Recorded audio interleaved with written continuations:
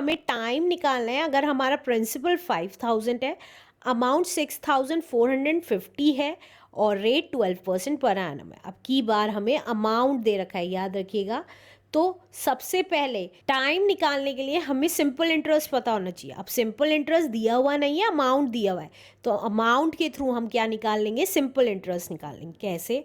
देखिए हमें पहले क्या क्या दिया हुआ है, प्रिंसिपल दिया हुआ है 5000 रुपीज़ का, अमाउंट दे रखा है 6450 रुपीज़ का, और रेट दे रखा है हमें 12% पर एनम। तो हमें टाइम नहीं पता तो लेट कर लेते हैं, let the time be T years. Time T years है, राइट। तो अब अमाउंट के फॉर्मूले से हम सिंपल इंटरेस्ट निकाल लेंगे। तो अमाउंट का फॉर्मूला होता है principal plus simple interest. Amount हमें दे रखा है 6450, प्रिंसिपल हमारा है 5000 और सिंपल इंटरेस्ट दिया हुआ नहीं है, उसको SI ही लिख लेते हैं। अब सिंपल इंटरेस्ट कितना आ जाएगा, तो देखिए 6450 अपनी जगह रहा और 5000 इधर आके माइनस का आ गया। तो सिंपल इंटरेस्ट हमारा कितना आ गया, दैट इज़ 1450 रुपीज़ का हमारा सिंपल इंटरेस्ट आ गया, राइट। अब सिंपल इंटरेस्ट पता चल गया, प्रिंसिपल पता है और रेट पता है, तो हम क्या निकाल लेंगे, टाइम निकाल लेंगे। कैसे? देखिए सिंपल इंटरेस्ट का फॉर्मूला होता है P into R into T upon 100। अब सिंपल इंटरेस्ट था 1450, प्रिंसिपल है हमारा 5000, रेट हमें 12% दे रखा है और टाइम हमने T माना था, राइट।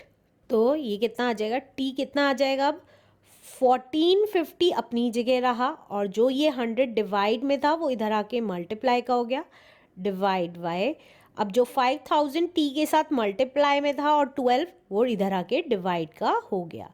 अब जो कैंसिल होता है वो कैंसिल कर देंगे, 2 0 से 2 0 कैंसिल हो गई, 1 0 से 1 0 कैंसिल हो गई, 5 1 ज़ा 5, 5 2 ज़ा 10, 5 9 ज़ा 45 और कुछ कट नहीं सकता। तो टाइम कितना आ रहा है हमारा, 29/12 आ रहा है। तो हम ये मिक्स्ड फ्रैक्शन में है, हम उसको ईयर्स में चेंज कर देंगे। कैसे? देखिए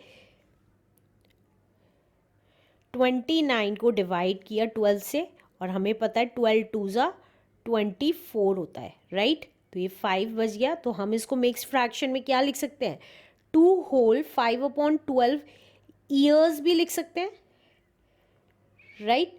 अब ईयर्स को हमें मंथ में चेंज करना है, राइट। तो हम कैसे करेंगे, देखिए 2 ईयर्स और 5/12 को मंथ्स में चेंज करना है। जब हम ईयर को, बड़ी यूनिट को छोटी यूनिट में करते हैं तो हम मल्टीप्लाई करते हैं। तो ईयर्स को मंथ में चेंज करने के लिए मल्टीप्लाई बाय 12 कर देंगे तो ने मंथ्स आ जाएंगे। तो अब जो कैंसिल होता है वो कैंसिल कर दीजिए। तो देखिए 12 से 12 कैंसिल हो गया। तो हमारा आंसर कितना आ गया, 2 years 5 months is the answer. Let's do next question now.